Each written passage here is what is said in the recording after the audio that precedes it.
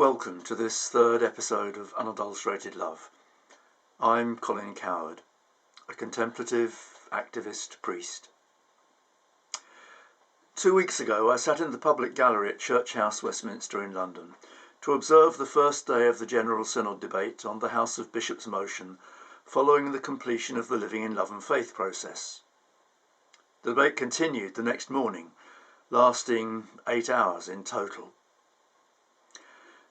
I've spent the time since that meeting of General Synod processing my experience of the debate, the outcome and the reactions both of progressive and conservative leaders and organisations.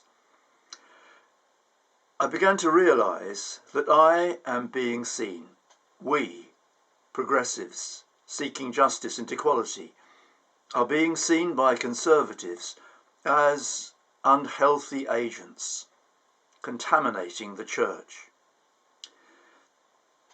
The Church of England Evangelical Council posted a video featuring a number of conservative evangelicals.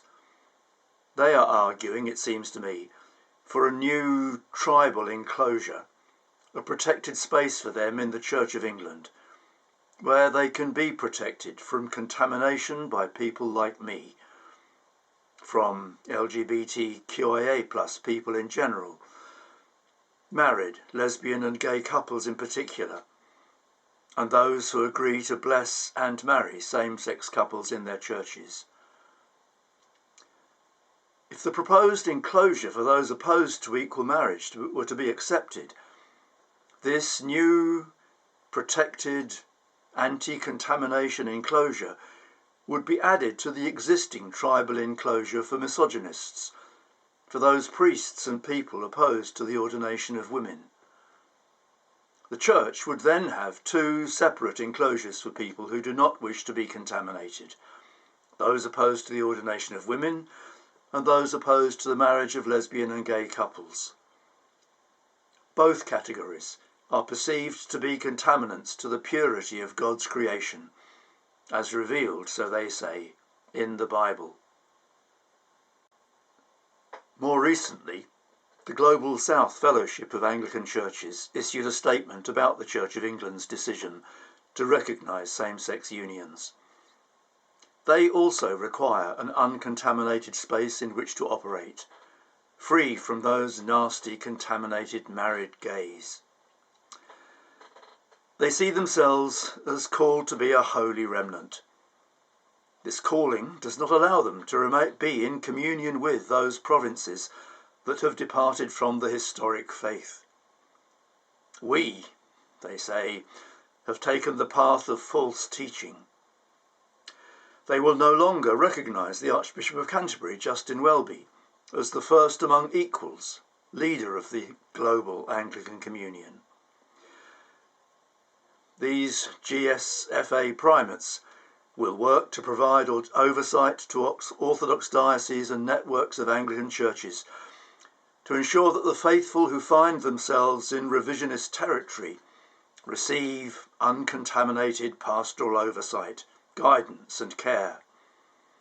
They are creating an international space free from contamination by married gay couples and the churches who marry them.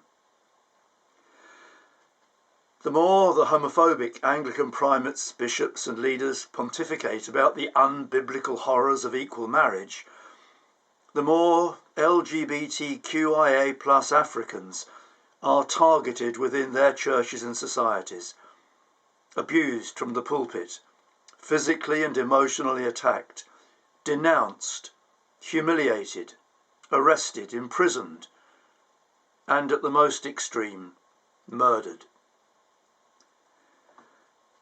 The Church of England Evangelical Council and the Global South Fellowship of Anglican leaders and their allies in other provinces, I believe, are directly responsible for this evil, wicked state of affairs. There is nothing in the Bible or in the Christian tradition of my youth on which prejudice against and abuse of LGBTQIA+ people can be justified. As I thought about this state of affairs, I realised that the dynamic, as I had first imagined it, was wrong. I'd inverted it. I thought of LGBTQIA+ people as contaminating the Church, with the Church of England Evangelical Council and Global South Fellowship and their bishops having a need to be protected from us. It dawned on me that in reality, they are the contaminants, and we, the so-called revisionists, the progressives, are in truth reactive agents, cleansing agents, not contaminants at all, not needing protection, certainly not from God.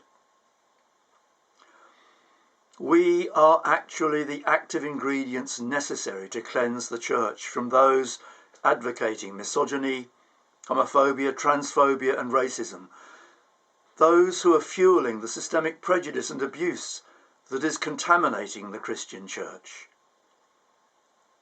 The most important active cleansing agent is, of course, Jesus the Christ, the Son of God, manifestation of and witness to the unconditional, infinite, intimate love of God.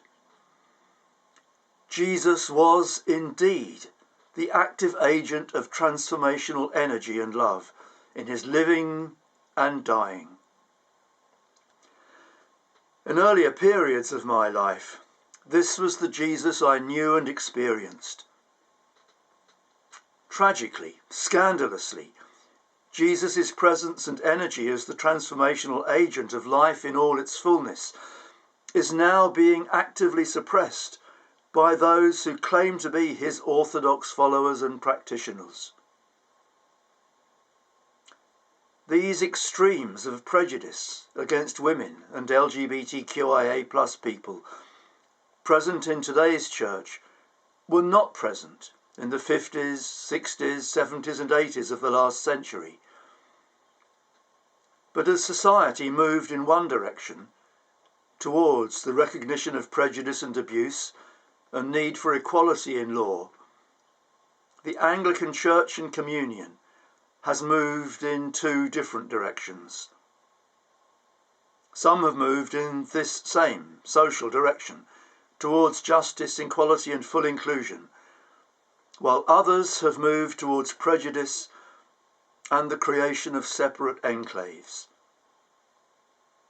The Christian landscape has changed dramatically in other ways, in the way the Bible is used, with the growth of fundamentalism, literalism, and the use of proof text quoted out of context to justify prejudice. In the course of my life, the whole social landscape has changed in the majority of countries. At first, in reaction to the effects of the Second World War and changing moral values, and latterly by the effects of globalisation, the internet, and the ubiquitous availability of mobile phones.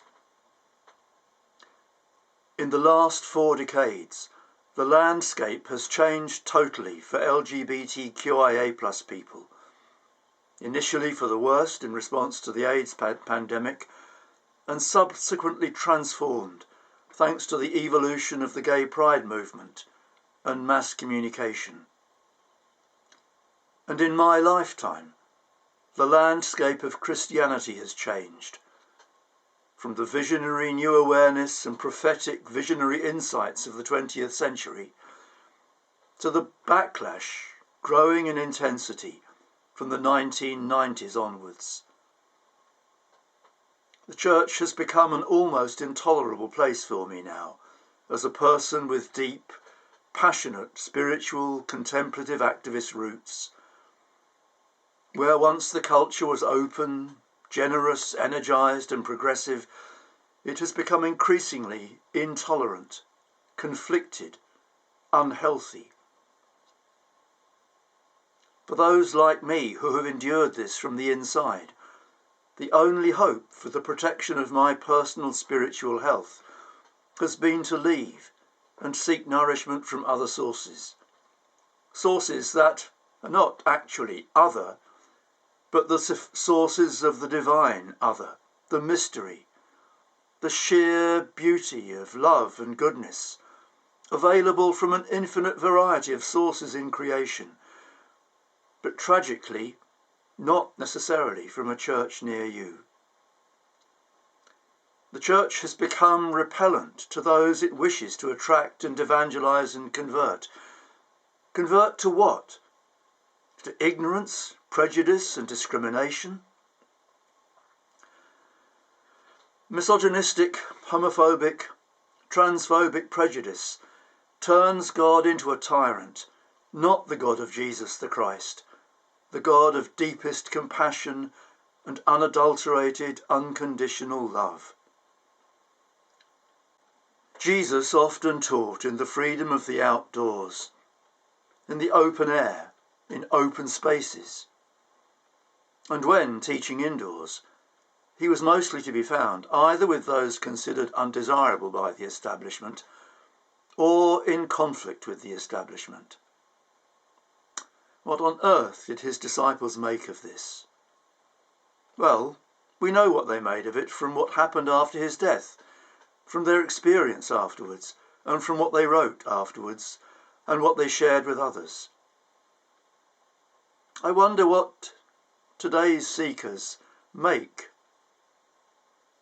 of the contamination zone that the church has become, the multiple contamination or possibly contamination-free zones. Me? I prefer living in the open air, breathing freely, expansive, healthy, energized, alive, discovering life in all its fullness. It takes a lot of insight and courage to free ourselves from the toxic, unhealthy culture of institutions that seem to be corrupting the unconditionally loving image of God. Thank you for watching again.